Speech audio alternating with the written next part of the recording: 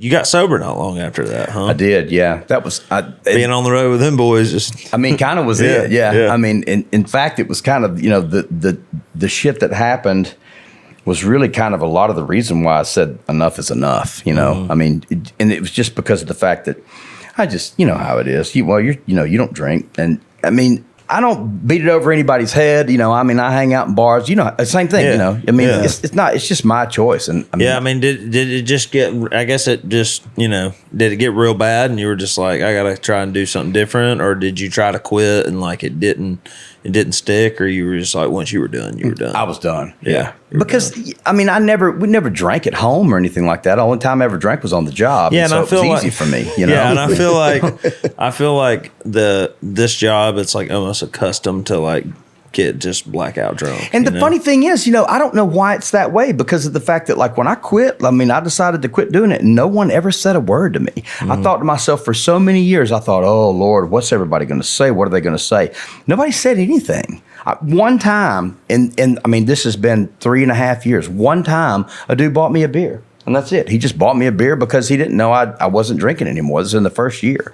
And other than that, no one said anything. No one's tried to buy me shots. No one's cussed me out for not accepting their alcohol. Nothing. Yeah. Which tells me something. You know what I mean? Which tells me that it's all in your mind. Yeah. And I was obviously enough of a wreck to where people are probably glad to see that the shows are a whole lot better. And I think too, like where I run into a problem with not drinking is like in the writing room for me when I'm writing songs for myself. Because every country song says cold beer on a John boat. It's just like I would rather just not say I'm gonna You kind of got to walk the walk. Yeah. But Troy Jones was, he wrote Shift Work and pretty good at drinking beer, and Troy had been sober for years, you know, which was interesting to me. But Troy had a different perspective, but he was the only guy that I knew that could do that. But I never drank. I don't know why. Like that's the only time I really want to be as completely sober as humanly possible, because I don't know. I don't know why. It's not a standard or anything like that. I don't know. Yeah. I think because I sort of second guess myself bad enough on when I'm writing to where I don't need anything other than, I don't need any kind of outside influence to make me second guess myself. Well, this song sucks because you're drunk. You know what I mean? Like I couldn't, that's the one place I didn't want that to happen. Yeah. Were you sober for what's your last record? What's it called? Somewhere in Between? Oh, Somewhere in Between.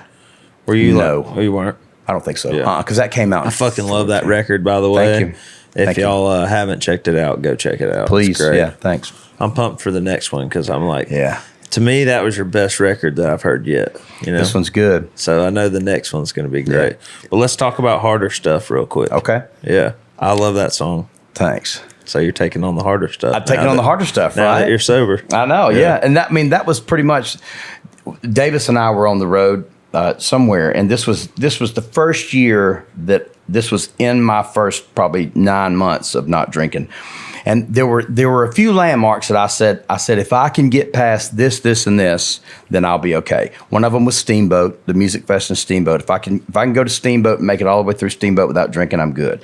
If I can make it through all the way through Mile Zero without drinking, I'm good. And there was a benefit that they used to do on Labor Day in Fort Worth that said if I can make it through this one without drinking, I'm good. And that was the benefit was the first one. And it was just one of those things where like, everybody was there, they did it at Billy Bob's. It was the one thing that everybody came together for. And so it was, it was a shit show by the end of the night. Yeah. And so, but that was the first one that was really hard. And so, just because, everybody's blasting, here I am sober. Yeah, and it's like you can't have a coherent conversation with anybody. Very true. Yeah, you say something to them, and then they're everybody like, flam, back. Right. And repeating themselves 4 or 5 times. And, oh, man, I must have said something wrong. You didn't say anything wrong. What are you talking about? And just the whole scenario. And so I had enough, and I said, that's it, I'm going to my room. And so I got in my room, and Davis walked in. He said, okay. He said, I got this idea, and he played the chorus, and I was like, man, that's good. And so the next day we finished it, but the second verse I wasn't really all that happy with. We just had to quit then. And so when it came time to make the record, that was the one song that was undone really. And so Charlie and Brent and I sat down and wrote it, and then recorded it the next day. Nice. Yeah. So how did you get Miranda on that one? That was Brent. Brent asked her. Yeah. You know, I mean, and I try to save up, you know what I mean, until it's really important. So I never really asked that favor of her. Yeah. And but yeah, he called and he said, well, I think Miranda's going to sing on that song. And so she did. And she was real cool about the feature. I mean, again, you know, she was somebody that she heard me play once. She got me a job. You know, they've always, I mean, if there's somebody who's really believes in what I do, I'd say she does, you know, as much as anybody does. Yeah. And so, I mean, the opportunity was a great one for her to participate in. And she's in a good place in her career, too, you know. I was talking to Davis, I guess last week, on the phone. Mm-hmm. He was telling me it's doing great on the Americana charts. Is that right? The Americana charts are doing good. I mean, this was, I think, last time we checked, it was inside the top 20, and I want to say let's go, baby. Let's go. So that's the first time that anybody's really. That's the first song that I've had that I could say has gotten that far up on the Americana chart. Yeah. We've always done stuff in Texas, but same thing. I mean, you know, I mean, inside top 10. What's the song? Rolling Stone. You wrote that one. Yeah, I wrote that. That's a Texas #1, right?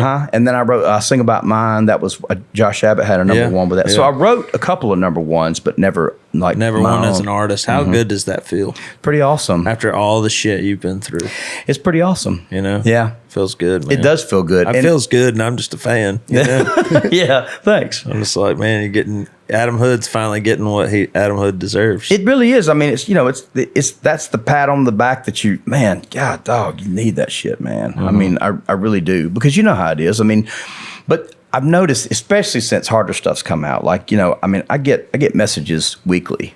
You know, man, I heard that song on the radio. I had to pull over. You know what I mean? Yeah. And that means you did your job right there. Exactly. That's when you did your job. You know, that's when it's just more important than anything else. You realize that you know, that something bigger than you is happening. And that makes me feel a whole lot better about the things that are, you know, like we were talking about, you know, when there's some sort of a copyright issue and somebody's publishing house calls and, you know. Get on the gram, you know where to find the man.